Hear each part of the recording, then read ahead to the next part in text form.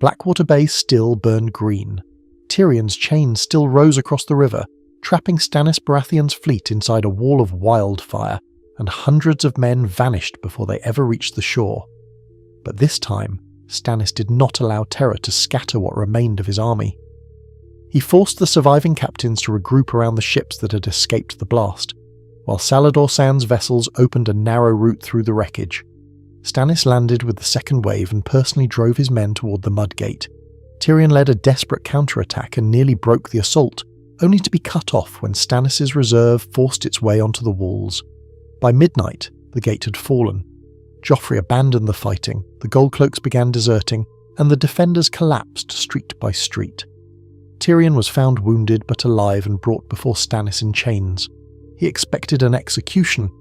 Instead, Stannis declared that a living Lannister might one day be more useful than a dead one. Before dawn, the banners of the crowned stag flew above the Red Keep. The throne had finally been taken, but holding it would prove far harder. Hello everyone, and welcome to Storyteller's Codex. Here we delve deep into the rich lore of the Lord of the Rings, a song of ice and fire, and the vast worlds beyond. So sit back, relax, and enjoy. The fall of the Red Keep became a race between vengeance and survival. Cersei gathered Tommen inside the throne room, intending to deny Stannis both a hostage and an heir, but his soldiers arrived before she could finish what she had begun. She threw herself at them and died protecting her youngest son. Stannis showed Tommen no mercy. To him, Robert's supposed children were the living foundation of the lie that had torn the realm apart, and the boy was executed before the court. Joffrey, however, had already discarded his royal clothing and slipped into the terrified crowds pouring through Flea Bottom. For the first time in his life, the boy king survived because nobody recognised him. Myrcella remained in Dorne, beyond Stannis' reach, and under Martell protection. In the Red Keep, Stannis ordered the city gates repaired, the granaries counted, and looters hanged. He named reliable captains to the walls and kept Tyrion under guard as a political prisoner, proof that House Lannister had not yet been erased. Davos was missing, much of the fleet was gone, and King's Landing was wounded. Stannis had won his crown in a single night, but Tywin Lannister was already riding toward him. Tywin reached the capital within hours, joined by Mace Tyrell and the vast Reach host that had expected to rescue Joffrey. Their outriders collided with Stannis' exhausted soldiers beyond the city walls, and the first skirmish ended with neither side able to force a decisive opening. Tywin saw a battered army trapped inside a hungry city. Stannis saw Storm's End all over again. During Robert's rebellion, he had survived nearly a year behind those walls, while the Tyrells tried to starve him into submission. Now the same banners gathered outside King's Landing, and the same iron discipline took control. Food was rationed, wells guarded, damaged towers reinforced, and every gate placed under a commander Stannis trusted. Tywin refused a reckless assault after seeing wildfire still burning along the river, so trenches, siege engines and encampments spread around the capital. The Tyrell fleet watched the bay while Western soldiers sealed the roads. Inside the city, fear grew alongside hunger, yet Stannis would not surrender. He had captured the Iron Throne only to become a prisoner beside it. If the siege continued, numbers would eventually defeat him. To break the ring around King's Landing, he needed the one power he had left outside its walls. Davos Seaworth was pulled from a blackened rock days after the battle, burned, half-starved, and barely conscious. When he was carried into the Red Keep, Stannis received him not as a failed admiral, but as the only smuggler in Westeros capable of crossing Tywin's siege. Stannis admitted what he would never say before his court: the city could not survive a long blockade. He ordered Davos to leave through forgotten tunnels beneath the cliffs, reach Dragonstone, and bring Melisandre back by the same hidden route. Davos hated the command. He blamed her influence for the darkness growing around his king, yet he also knew that refusal could doom every surviving man inside the capital.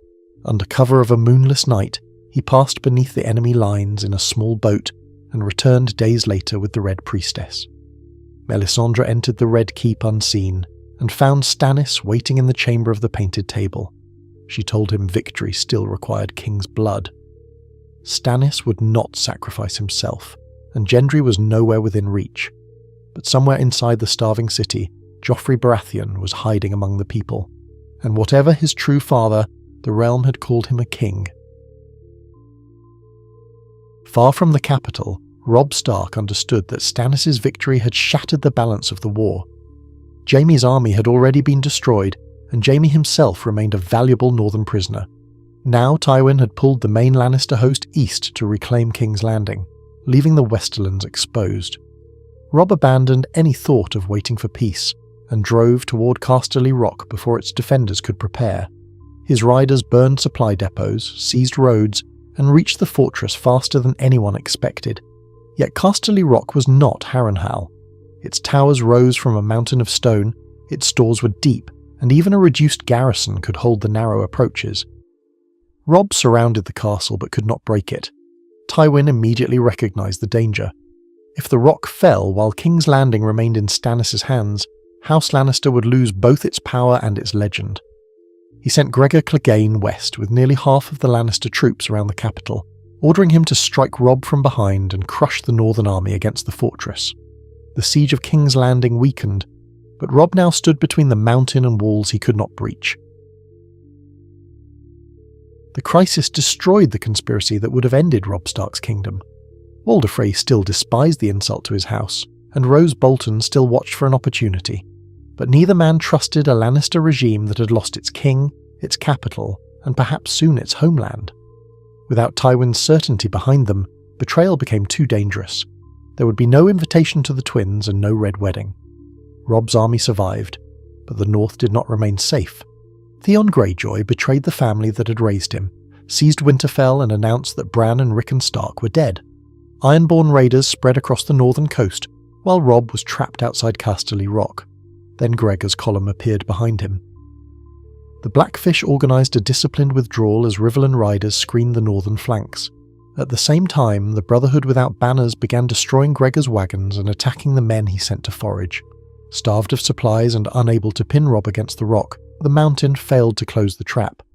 The young wolf escaped destruction, but ravens from the north left him facing an impossible choice: continue the war in the west, or abandon every gain to save his home. Inside King's Landing, Melisandre's followers searched the city while Stannis tightened every gate.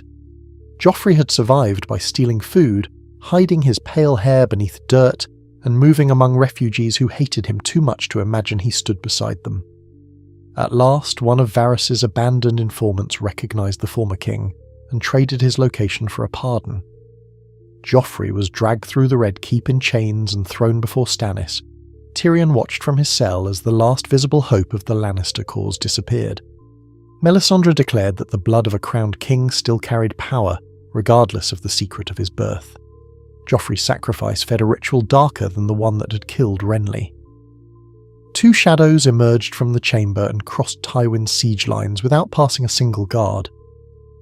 Before sunrise, Tywin Lannister was found dead in his command tent, and Mace Tyrell lay lifeless inside the Reach Pavilion. Panic shattered the besieging army.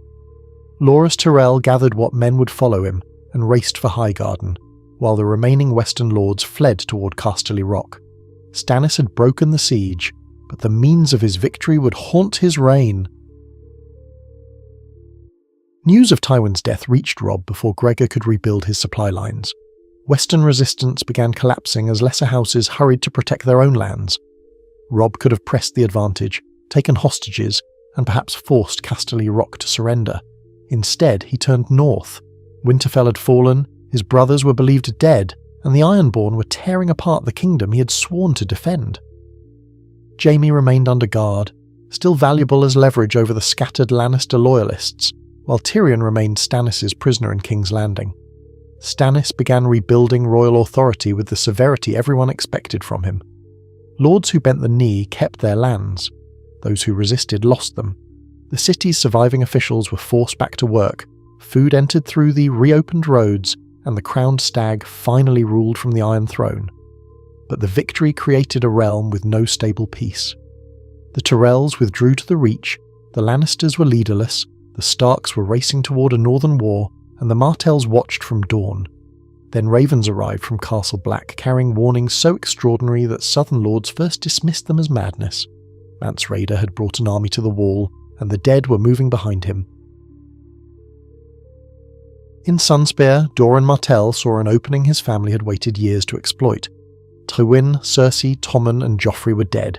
Jaime was Robb Stark's captive, Tyrion was held by Stannis, and Myrcella lived under Dornish protection. House Lannister's armies were broken, but its name could still unlock the Westerlands. Doran and Oberyn planned to marry Myrcella to Trystane, present her as the lawful heir of Casterly Rock, and bind western lands to a greater alliance. Their true queen would be Daenerys Targaryen. Envoys prepared to cross the narrow sea with ships, gold, and the promise that dawn would rise when the dragons came west. Stannis had taken King's Landing, but much of his fleet and army had died in the victory, and his use of shadow magic would make enemies even among those who accepted his claim. A Targaryen landing supported by Dorne, the surviving Tyrells, and whatever remained of the Lannister inheritance could reopen the entire war.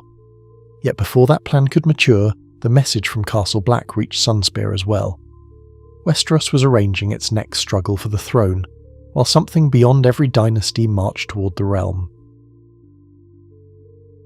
Robb rode north, knowing every day might decide whether Winterfell could be recovered, and whether Bran and Rickon were truly dead. Beyond his ruined kingdom, Jon Snow and the Night's Watch faced Mance Rayder's enormous host. With reports of White Walkers following behind the wildlings, the same warnings reached the Red Keep.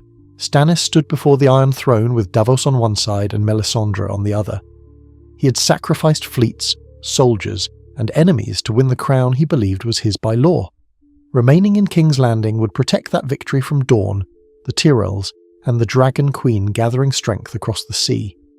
Marching north could leave everything he had won exposed, but it would also answer the question at the heart of his claim. Was a king merely the man who sat the throne, or the man who defended the realm when no one else would? Robb had to choose between saving the north and reaching Jon at the Wall. Stannis the Manus had to choose between guarding the Iron Throne and doing his duty to all of Westeros. And while both kings decided, the dead continued marching south. Like and subscribe for part 2.